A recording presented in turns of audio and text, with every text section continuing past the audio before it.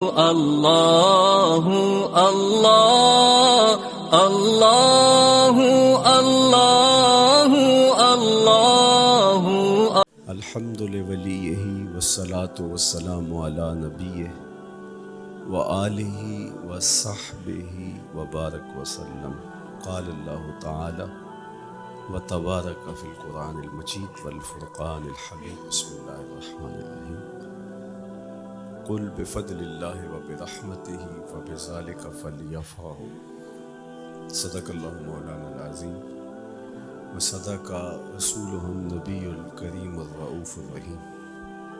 اللہم نور قلوبنا بالقرآن وزین اخلاقنا بالقرآن وادخلنا الجنۃ بالقرآن ونجنا من النار بالقرآن. قال اللہ تعالی وتبارک فی شان حبیبہ مخبرا وآمرا ان اللہ وملائکتہ یصلون علی النبی یا ایہا الذین آمنوا صلوا علیہ وسلموا تسلیما. اللہم صلی علی سیدنا مولانا محمد معدن الجود والکرم صلاۃ و سلاما علیک یا سیدی یا رسول اللہ. حمد و تعریف و توصیف اللہ جل مجدہ الکریم کی ذات برکات کے لیے، رسول رحمت شفیع معظم نبی محتشم حضور ختم المرتبت صلی اللہ علیہ وآلہ وسلم کے حضور ناز میں اپنی عقیدتوں، ارادتوں اور محبتوں کا خراج پیش کرنے کے بعد واجب الاحترام ذوی الاحتشام معزز و مکرم سامعین، خواتین و حضرات، السلام علیکم ورحمۃ اللہ وبرکاتہ. کتاب رحمت قرآن مجید میں اللہ جل شانہ نے ارشاد فرمایا، اے محبوب ارشاد کر دیجئے، فرما دیجئے،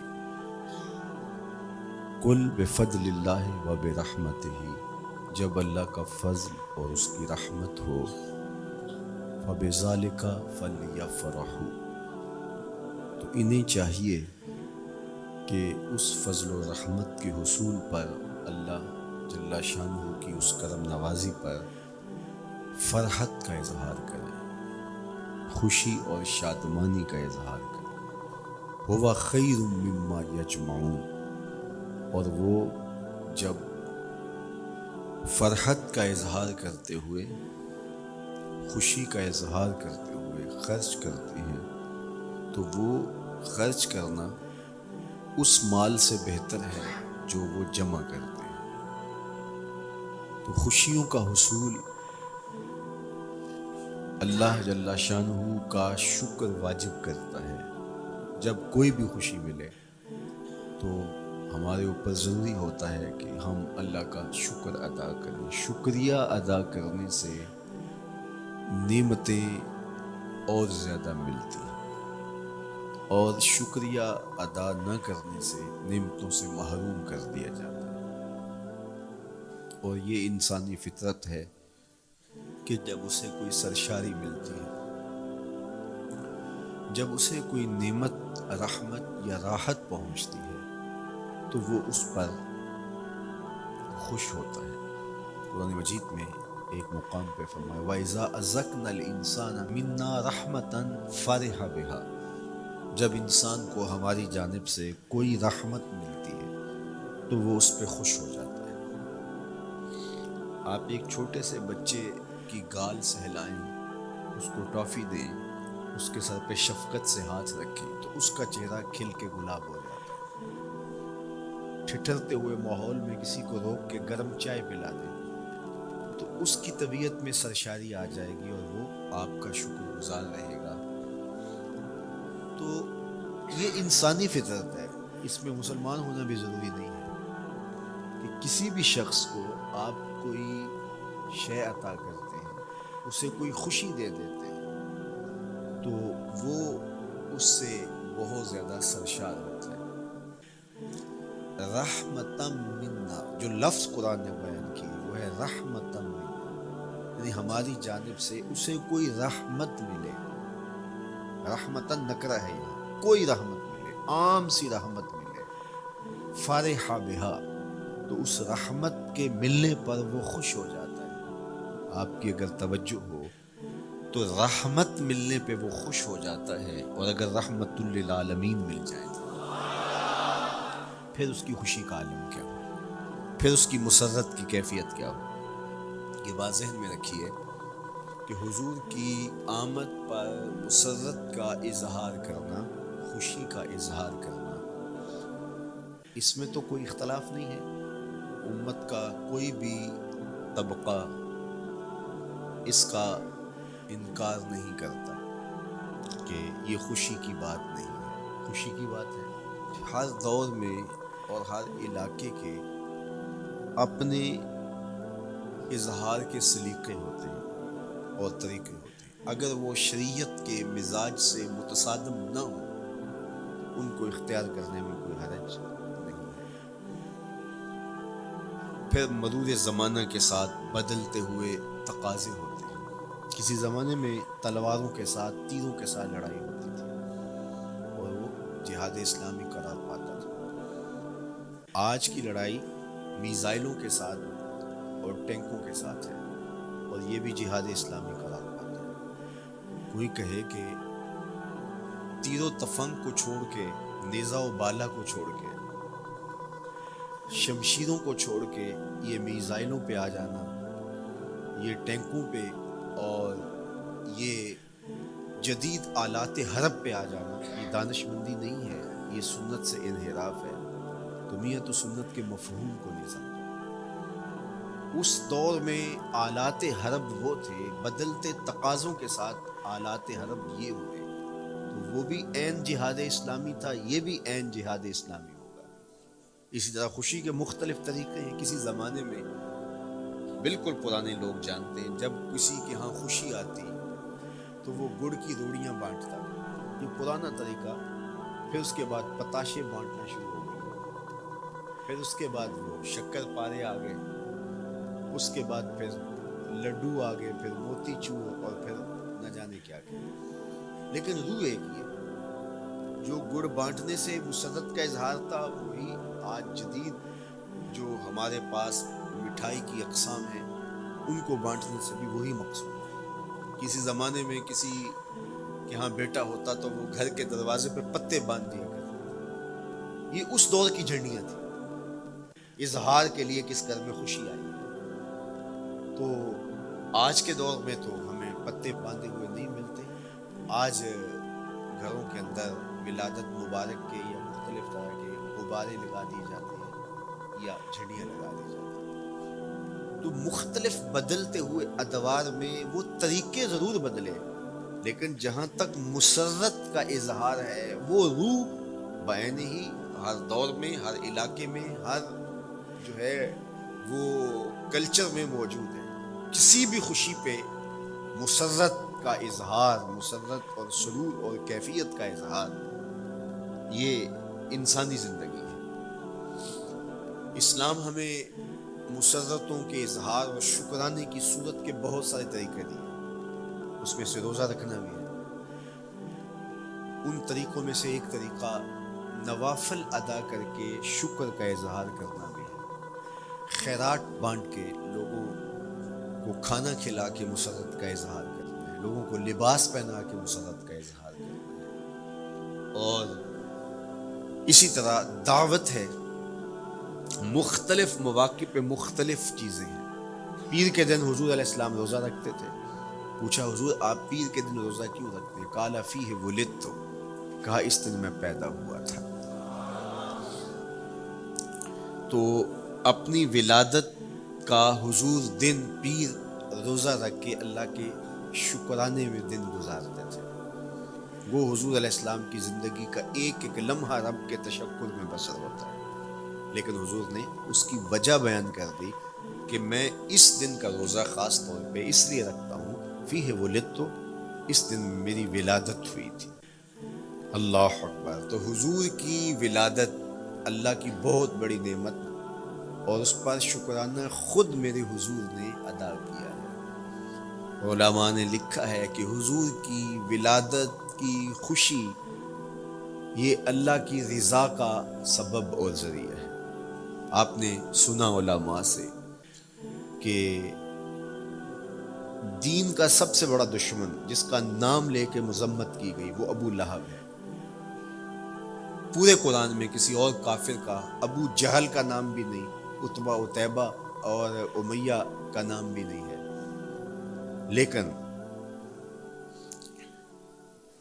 نام لے کر کے مذمت اگر کسی شخص کی گئی وہ تو ابو لہب کی. حضور علیہ الصلوۃ والسلام جب کوہ صفا پہ جلوہ فراز ہوئے، وَأَنذِرْ عَشِيرَتَكَ الْأَقْرَبِينَ حکم ہوا پہلے قریبی لوگوں کو آپ اللہ کا ڈر سنائیں. تو حضور علیہ السلام نے قریبی لوگوں میں محنت کی، تو قریش کو، صنادید قریش کو، بنو ہاشم کو بلایا اور بلا کہ حضور نے ایک بات کہی کوہ صفا پہ کہ اگر میں تمہیں کہوں اس پہاڑ کی دوسری جانب سے ایک لشکر آ رہا ہے جو تمہیں کچل دے گا تو کیا میری بات مان لو گے؟ تو انہوں نے کہا اگر نظر نہ بھی آیا تو ہم کہیں گے ہم انتے ہیں، آپ سچے ہو، ہماری نظروں کو پھیر لگ رہا ہے، آپ جھوٹ نہیں بول سکتے، ہم نے 40 سال آپ کے شب و روز دیکھے، تو کیسے ہم یہ گمان کریں؟ تو حضور نے فرمایا اگر میری ذات پہ اتنا یقین ہے تو مان لو اللہ ایک ہے. تو ابو لہب سب سے پہلے بولا تبا لک ھنالک سائر الیوم الہذا جمعتنا معاذ اللہ، کہ آپ کا معاذ اللہ ہاتھ ٹوٹ جائے، آپ نے اس لیے ہمیں جمع کیا تھا. تو اللہ تعالیٰ جل شانہ نے اس کا جواب دیتے ہوئے ارشاد فرمایا تبت یدا ابی لہب وتب، ظالم تیرے دونوں ٹوٹ جائیں، ظالم تیرے دونوں ٹوٹ جائیں. تو ابو لہب کا نام لے کے مذمت کی گئی، لیکن یہ بدترین کافر جب حضور کی ولادت ہوتی ہے تو اس کی لونڈی سویبہ اس کو جا کے خبر دیتی ہے کہ تیرے مرحوم بھائی کے گھر بیٹا پیدا ہوا. تو یہ بہت خوش ہو گیا، اس لیے نہیں کہ نبی تشریف لائے، اس لیے کہ میرے مرحوم بھائی کے گھر میں چراغاں ہوا. تو بھتیجا ہونے کے ناطے اس کو ایک سرشاری اور خوشی ہوئی، اور لونڈی کے خبر دینے پر اس نے اشارے سے اس کو کہا جا تو آزاد ہے. اللہ اکبر. یہاں سے یہ بھی سمجھیں کہ حضور نے صحن کائنات میں قدم رکھا، غلاموں کو آزادی ملنے لگی، غلامی کی زنجیریں ٹوٹنے لگی. تو سویبہ کو کہا جا تو آزاد ہے.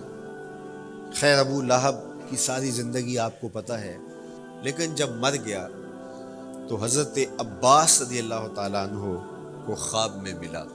انہوں نے کہا سنا کیسی بیت رہی ہے؟ اس نے کہا سخت مشکل میں، ڈاڑھی تکلیف ہے، حضور کی مخالفت بڑی مہنگی پڑی، لیکن اتنا ہے کہ جب پیر کا دن آتا ہے جس انگلی سے اشارہ کر کے لونڈی کو آزاد کیا تھا اس سے ٹھنڈا اور میٹھا مشروب بھی ملتا ہے اور عذاب میں بھی کچھ کمی ہوتی ہے. شار مسلم امام نووی کے استاد امام ابو شامہ جو بہت بڑا نام ہے حدیث میں، وہ فرماتے ہیں جب ایک کافر کو حضور کو نبی سمجھ کے نہیں بھتیجا سمجھ کے خوشی کرنے کا بھی صلہ ملتا ہے، تو ایک مومن جو حضور کا غلام ہے اور حضور کو امام اور مقتدا اور نبی رسول اور محبوب سمجھ کے خوشیاں کرتا ہے، اس کو اللہ کتنا کچھ عطا کرے گا. دوستاں را کجا کنی محروم تو کے بعد دشمنا نظر داری.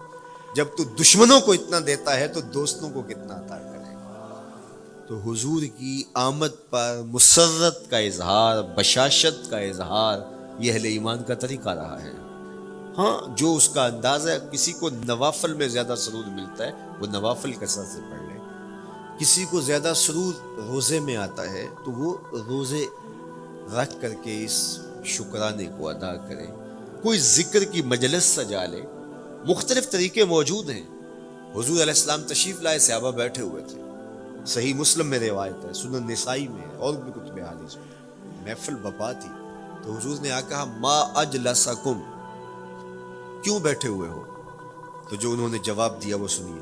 جلسنا نذکر اللہ ونحمدہ علی ما ہدانا لدینہ ومن علینا بک. حضور ہمارے بیٹھنے کا مقصود یہ ہے کہ ہم اللہ کا شکر ادا کر رہے ہیں اس بات پر کہ اس نے ہمیں ہدایت دین عطا کی، ومن علینا بک، اور آپ کی صورت میں ہمارے اوپر احسان کیا، ہمیں آپ عطا ہوئے، اس پر اللہ کا شکر ادا کرنے کی مجلس سجائے بیٹھے. اب بات تو سادہ سی تھی، لیکن میرے حضور نے ان سے کہا کیا تم اس بات پہ قسم دے سکتے ہو کہ اسی لیے بیٹھے ہو؟ تو انہوں نے کہا جی ہم قسم دیتے ہیں، ہم اسی لیے بیٹھے ہو۔ میں اٹھاؤ قسم۔ تو صحابہ نے باقاعدہ قسم دی، ہم قسم اٹھاتے ہیں، ہمارے بیٹھنے کا مقصد یہ ہے کہ اللہ کا شکر ادا کر رہے ہیں، اور آپ کی صورت میں جو انعام خداوندی ملا ہے اس پر اللہ تعالیٰ کا شکریہ ادا کر رہے ہیں۔ حضور نے باقاعدہ ان سے قسم لی، اور انہوں نے باقاعدہ قسم دی۔ اب صحابہ کو حیرت تو تھی کہ یہ موقع قسم کا تو نہیں تھا، لیکن حضور نے قسم لی ہے، کیوں؟ حیرت و استعجاب کی کیفیت تھی۔ حضور علیہ السلام نے فرمایا صحابہ میں تم سے جو ابھی قسم لی ہے یہ کسی تہمت کی بنیاد پر نہیں لی، یعنی تمہارے قول کی صداقت میں مجھے کوئی شک نہیں تھا کہ میں نے قسم سے تصدیق کی ہو، بلکہ اس کا سبب اور تھا۔ بعض اوقات قسم اس لیے کی جاتی ہے کہ کسی متردد ذہن کو مطمئن کرنا ہوتا ہے، اور بعض اوقات قسم واقعہ کی اہمیت کو بڑھانے کے لیے کی جاتی ہے۔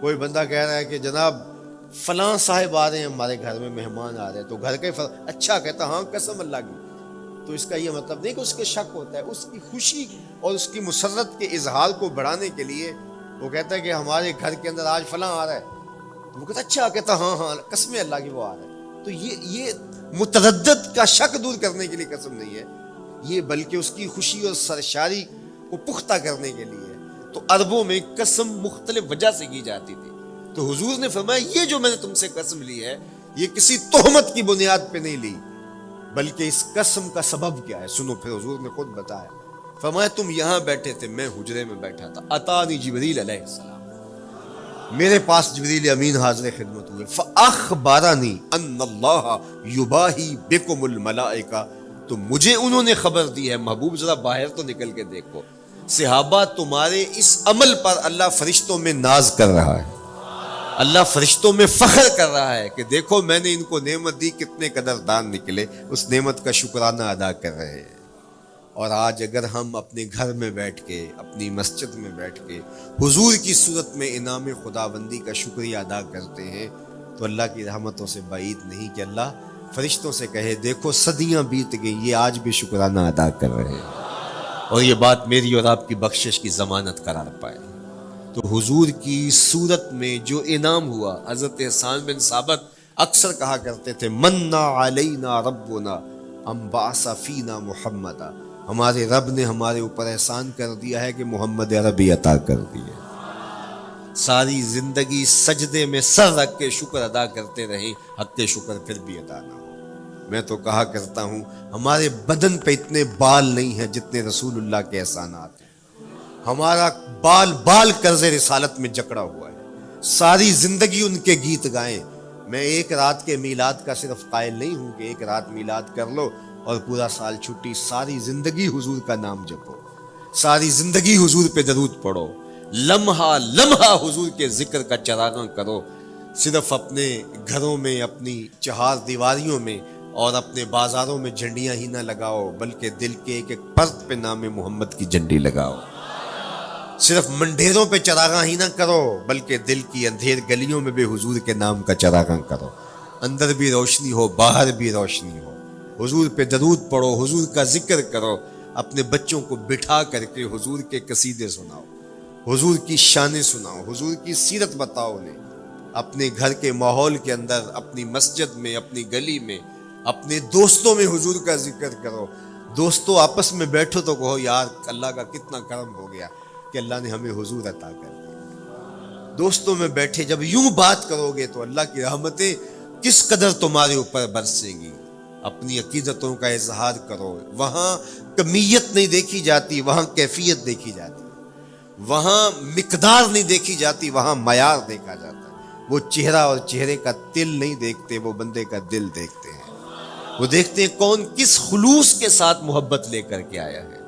شاہ ولی اللہ محدث دہلوی بہت بڑا نام ہے، تمام مکاتیب فکر کے نزدیک معتبر نام ہے۔ شاہ ولی اللہ محدث دہلوی فرماتے ہیں میرے والد شاہ عبد الرحیم محدث دہلوی ہر سال حضور کا میلاد کرتے تھے اور اپنی استطاعت کے مطابق لوگوں میں، آنے والوں میں کچھ کھانا بھی تقسیم کرتے۔ ایک سال حالات اتنے پتلے تھے کہ ان کو میسر نہ تھا کہ لوگوں کو بھرپور کھانا کھلا سکیں، لیکن کہا چلو ناغہ نہ ہو، ایک تسلسل ہے جاری رہے، تو انہوں نے چنے بانٹ دیے بعد میں، لیکن دل میں تشویش تھی کہ اس مرتبہ من کی منشا پوری نہیں ہوئی، تو اسی حالت میں سو گئے، سوئے تو مقدر جاگا، حضور کا دیدار نصیب ہوا، اور جس نے حضور کو خواب میں دیکھا اس نے حضور کو ہی دیکھا۔ من رآنی فی المنام فقد رآنی، فرمایا جس نے مجھے خواب میں دیکھا اس نے مجھے ہی دیکھا۔ فإن الشیطان لا یتمثل بی، شیطان میری مثل ہو ہی نہیں سکتا، خواب میں آ کر بھی حضور کی مثل ہونے کا دعویٰ نہیں کر سکتا، جس نے مجھے دیکھا اس نے مجھے ہی دیکھا۔ اور دوسری بات، حضور جس کے خواب میں آئے قصد، ارادے اور مرضی سے آئے۔ تیسری بات، حضور علیہ الصلوۃ والسلام نے خواب میں کسی کو کچھ عطا کیا تو وہ حقیقت میں عطا کیا۔ ویسے میں خواب میں کسی سے کچھ لیتا ہوں، آپ خواب میں کسی سے کچھ لیتے ہیں یا کسی کو کچھ دیتے ہیں تو وہ محض خواب ہوتا ہے۔ آپ نے کسی سے قرض لینا ہو تو وہ خواب میں آ کے ادا کرتے ہیں، تو صبح اٹھ کے کھاتے سے نام کاٹ دیں گے؟ آپ کہیں گے خواب میں ادا کیا۔ بھوک میں تڑپتے سو گئے، رات عالی نسب ہوٹل سے کھانا کھاتے رہے، صبح بھوک محسوس کریں گے یا نہیں؟ خواب میں کھایا ہے نا۔ وہ کیا کسی نے کہا 100 بار میرے ہاتھوں میں تیرا دامن آیا، جب آنکھ کھلی تو اپنا ہی گرے بان تھا۔ کچھ نہیں ہوتا، خواب محض خواب ہوتا ہے۔ لیکن اگر حضور کسی کو خواب میں کچھ عطا کرے، امام بوصیری سے پوچھو، رات چادر ملتی ہے، صبح اٹھتے ہیں کندھوں پہ موجود ہوتی ہے۔ حضور عطا کرتے ہیں تو حقیقت میں عطا کرتے ہیں۔ امام سخاوی نے القول البدیع میں لکھا ہے، ایک شخص حضور کے روضے پہ کھڑا ہے اور کیا کہتا ہے؟ انا ضیفک، میں آپ کا مہمان ہوں اور آپ کے ہوتے ہوئے کسی اور در پہ تو نہیں جانا۔ آقا جی میں تیرا ہو کے خیر منگاں در در دا، مریل کتا کیوں اخواواں ایڈے بختاں وردا، جب میں تیری چوکھٹ پہ ہوں تو کسی اور سے کیوں مانگوں؟ اور میرے امام بولے کون دیتا ہے دینے کو منہ چاہیے، دینے والا ہے سچا ہمارا۔ کوئی جھولی میں چند ٹکڑے ڈال بھی دے تو ساری زندگی جتلائے گا۔ اللہ اکبر۔ عارف عبد المتین نے تو قلم توڑ دیا نا۔ اور جتنے بھی سہارے ہیں سبک کرتے ہیں، عزت نفس بڑھاتا ہے سہارا تیرا، ہر آسرا کمزور کرتا ہے لیکن نبی کا آسرا سر بلند کرتا ہے۔ کسی چودھری کا، خان وڈیرے کا مانگت سر اٹھا کے چل سکتے کہ میں فلاں کا مانگت ہوتا ہوں اور جس کو خیرات مدینے کی گلی سے ملی ہوں؟ اسی لیے میرے امام نے مشورہ دیا، ٹھوکریں کھاتے پھرو گے ان کے در پہ پڑ رہو، قافلہ تو اے رضا اول گیا آخر گیا۔ وہ کھڑا ہی حضور کے روضے پہ کیا کہتا ہے؟ انا ضیفک، میں آپ کا مہمان ہوں اور آپ کے ہوتے کسی اور در پہ جاؤں؟ اللہ اکبر۔ یہ کہتے کہتے آنکھ لگ گئی۔ حضور خواب میں تشریف لائے، دائیں ہاتھ میں روٹی تھی، عطا کرتے میں خذ لے لے۔ کہتا میں نے خواب میں کھانا شروع کر دیا، ابھی آدھی روٹی کھائی تھی، پوری روٹی نہیں کھائی تھی، آدھی روٹی کھائی تھی کہ میری آنکھ کھل گئی۔ جب آنکھ کھلی تو دوسرا آدھا ٹکڑا میرے ہاتھ میں موجود تھا۔ وہ دیتے ہیں تو حقیقت میں دیتے ہیں۔ تو شاہ ولی اللہ محدث دہلوی فرماتے ہیں کہ میرے والد شاہ عبد الرحیم محدث دہلوی نے خواب میں حضور کو دیکھا، اور چونکہ دن یہ عمل گزرا تھا اور کہ مہمانوں کو خاطر خواہ تواضع نہیں کر سکا تھا، تو حضور کے سامنے نواع اقسام کی چیزیں پڑی ہیں، اور ان میں میرے والے چنے بھی موجود ہیں اور ان کے ساتھ شفقت فرما رہے ہیں۔ تو یہاں معیار دیکھا جاتا ہے، مقدار نہیں دیکھی جاتی، یہاں کمیت نہیں دیکھی جاتی، کیفیت دیکھی جاتی ہے۔ یہاں چہرے اور چہرے کا دل نہیں دیکھا جاتا، یہاں آنے والے کا دل دیکھا جاتا۔ یار چہرہ تو چمکدار تھا، اسی لیے ابو لہب کہتے ہیں نا شعلے کی طرح چمکتا ہوا، لیکن جہنم کا ایندھن بنا، اور کالے رنگ والا، ہونٹ موٹے ہیں، لیکن کعبے کی چھت میں کھڑا اذان دے رہا ہے۔ اذان ازل سے تیرے عشق کا ترانہ بنی، نماز تو اس کی دید کا ایک بہانہ بنی، ادائے دید سراپا نیاز تھی تیری، کسی کو دیکھتے رہنا نماز تھی تیری۔ تو عقیدتوں کے رنگ اور محبتوں کے رنگ حضور علیہ السلام کے ساتھ جب کوئی پیش کرتا ہے تو رائے گانی جاتی۔ یہ وفاداروں کا در ہے، یہاں بے وفائی کا تصور ہی نہیں ہے۔ وہ ہاتھ پکڑتے ہیں تو پھر چھوڑتے نہیں ہیں، اس لیے ان سے محبت کا ربط قائم کیجیے، اپنی اولادوں کو حضور کا پیار سکھائیے، اپنے گھروں میں میلاد کیجیے۔ لازم نہیں ہے کسی عالم دین کو بلاؤ، آپ اپنے گھروں میں حضور علیہ السلام پر درود پڑھیے گا، بچوں کو بٹھائیے گا اور حضور کی سیرت کا کوئی واقعہ ان کو سنائیے گا۔ صحابہ اپنے بچوں کو بٹھا کر کے حضور کی سیرت بتایا کرتے تھے، حضور کا نقشہ بتایا کرتے تھے، حضور کے شمائل ذکر کیا کرتے تھے، اور کوئی صحابی ملتا تو تابعین جمع ہو جایا کرتے تھے اور اسے پوچھتے تھے اچھا بتاؤ حضور کی صورت کیسی تھی، زلفیں کیسی تھی۔ یہی میلاد ہے نا، میلاد میں حضور کے فضائل کا ذکر ہوتا ہے، شمائل کا ذکر ہوتا ہے، خصائل کا ذکر ہوتا ہے، اور موسم حج کا ہے۔ ایک اونچے ٹیلے پہ حضرت سیدنا ابو طفیل چڑھ گئے، یہ آخری صحابی ہیں، اس کے بعد کوئی صحابی نہیں، آخر میں سب سے آخر میں فوت ہوئے 110 ہجری میں، حضور کے وصال کے 100 سال بعد تک زندہ رہے۔ اونچے ٹیلے پہ چڑھ گئے اور لوگوں کو کہا لوگوں آؤ، اس وقت روئے زمین پہ میرے علاوہ کوئی نہیں جس نے حضور کو دیکھا، بس انہی آنکھوں نے حضور کو دیکھا ہے، کیا ناز ہے۔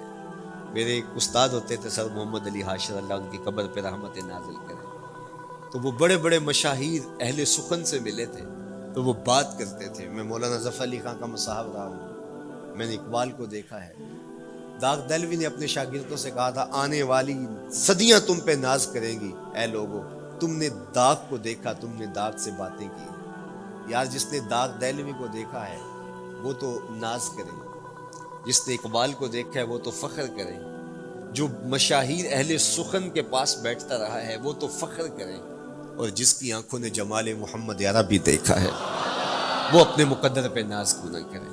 تو کہا لوگوں آؤ، اس وقت روئے زمین پہ میرے علاوہ کوئی نہیں جس نے حضور کو دیکھا ہو، آؤ مجھ سے حضور کی باتیں سنو۔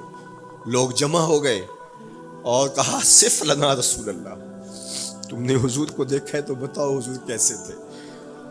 تو حضرت ابو طفیل نے 3 لفظوں میں حضور کا بڑھیا بیان کیا، یاد کر لو۔ حضرت ابو طفیل نے کہا کان رسول اللہ صلی اللہ علیہ وسلم ابیض ملیحا مقصدا، ایک تو چٹے رنگ کے تھے، ایک تو حضور کا رنگ گورا تھا، دوسری بات ملیحا حضور کا حسن نمکین تھا، اور تیسرا مقصدا حضور متوازن تھے، نہ قد لمبا نہ قد پست، سوا صدر والبطن سینہ اور پیٹ برابر، لیسا بالطویل الممغط ولا بالکثیر المتردد، نہ پست کے عجیب دکھائی دیں نہ اتنے لمبے کے عجیب لگے بلکہ درمیانہ قد، لیکن اذا جامع القوم غامرہم، سن لو حضور کا قد تو درمیانہ تھا لیکن جب لوگوں کے درمیان چلتے حضور کے کندھے لوگوں کے سروں سے اونچے دکھائی دیتے، یہ اللہ نے شان دیا۔ مکھ چند بدر شاہ شانی، متھے چمک دی لاٹ، کالی زلف تے اکھ مستانی،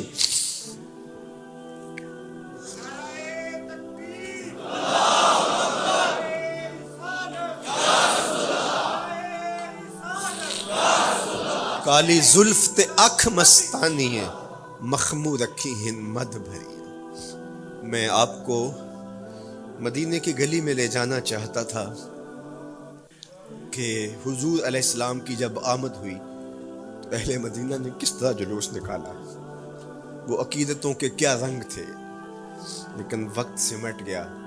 لیکن اتنا سن لو کہ جب حضور تشریف لائے تو جنوبی سمت سے حضور آئے تھے، جب انہوں نے دیکھا نا تو اچانک وداع کے پہاڑوں کی اوٹ سے حضور دکھائی دیے، تو سیاہ پہاڑ ہیں تو ان سے جب حضور کا چمکتا ہوا چہرہ دکھا نا تو بے ساختہ انہوں نے کہا طلع البدر علینا، وہ دیکھو چاند چڑھ گیا ہے، طلع البدر علینا، وہ دیکھو چاند چڑھ گیا۔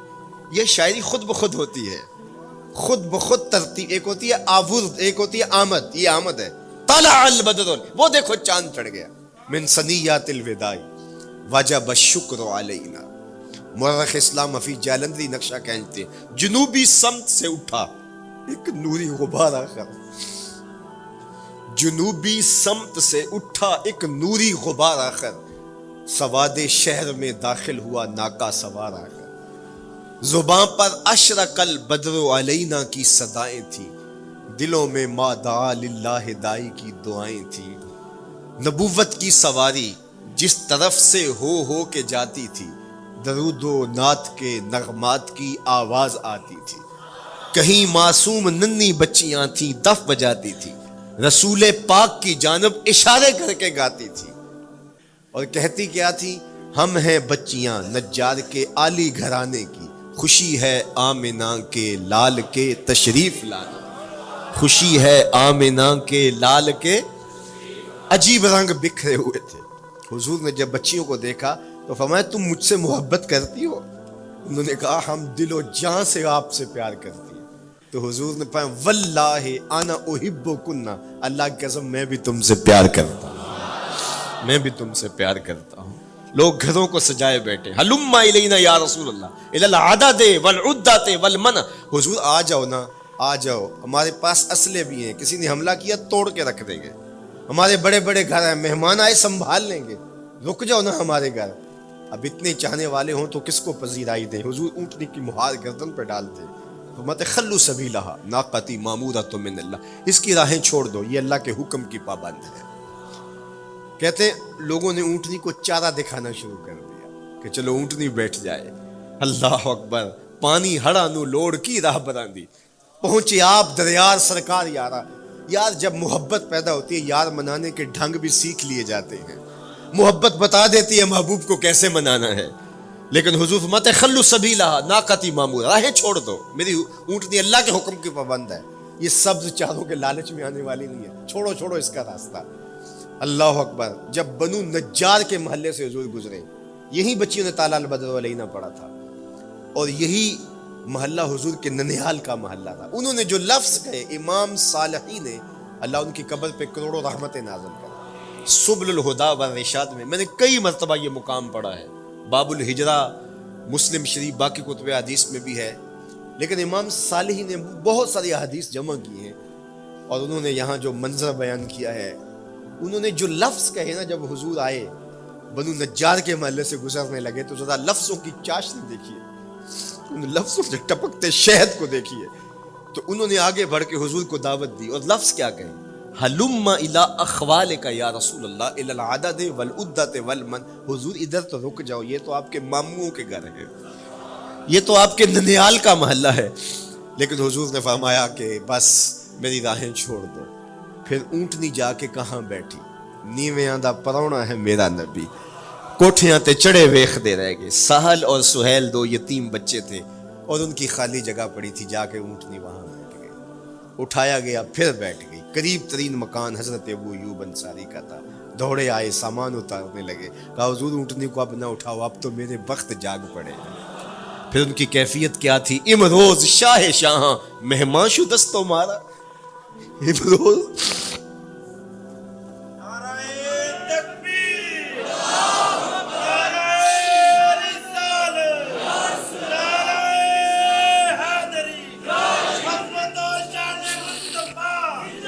امروز شاہ شاہاں مہمان شو دستو مارا، جبریل با ملائک درباں شو دستو مارا. وہ کہتے ہیں آج شاہوں کا شاہ میرے گھر کا پرونا بن گیا ہے. یہ ابو ایوب انصاری کے جذبات ہیں. آج شاہوں کا شاہ، آج خسرو حسینہ ماہ نازنینہ، آج امام الانبیاء میرے گھر کا پرونا بنا ہے. کہاں میں کہاں نکھتے گل، باد صبا تیری مہربانی. کبھی اونٹنی کے پاؤں چوم رہے ہیں، تیرے وقت کے تو میرے گھر تک لے آئی. تو کہا امروز شاہ شاہاں مہمان شو دستو مارا، آج شاہوں کا شاہ میرے گھر کا مہمان ہے. پھر آگے کیا کہتے ہیں، جبریل با ملائک درباں شو دستو مارا. لوگوں جبریل کو دیکھو، آج میرے گھر کا پہرا دے رہا ہے، آج میرے گھر کا چوکی دار بنا ہوا ہے، کیونکہ میرے گھر میں حضور ٹھہرے ہوئے ہیں. تو کیا حضور کی آمد کا جلوس تھا یار. صحابہ نے جو حضور کے آمد کا جلوس نکالا، ہم تو وہ رنگ پیش نہیں کر سکتے، لیکن میں آپ کو کہوں گا درود پڑھتے ہوئے آج جلوس میں شامل ہوں، حضور کے ذکر سے سرشار ہو کے جلوس میں شامل ہوں. اور پورے نظم کے ساتھ اگر آپ کے جلوس میں کوئی کسی کی گاڑی گھس بھی آتی ہے، اس کو پیار دینا، اس کو راستہ دینا، اور اس کو حضور کی رحمت کا احساس ہو کہ یہ رحمت کو ماننے والے لوگ ہیں، اور حضور پہ درود پڑھتے رہنا، عقیدتوں کے رنگ میں رہنا. امید ہے کہ جس طرح حضور نے ان بچیوں سے کہا جو حضور کے جلوس میں شامل تھی کہ کیا تم مجھ سے محبت کرتی ہو، تو انہوں نے کہا جی جی، ہم اسی لیے تو آپ کے قصیدے پڑھ رہی ہیں. تو حضور نے فرمایا واللہ میں بھی آپ سے محبت کرتا ہوں. تو ہو سکتا ہے حضور ہمیں فرمائے میرے میلاد کے جلوس میں آنے والوں میں بھی تم سے محبت کرتا ہوں. اللہ آپ کو سلامت رکھے. وآخر دعوانا ان الحمد للہ.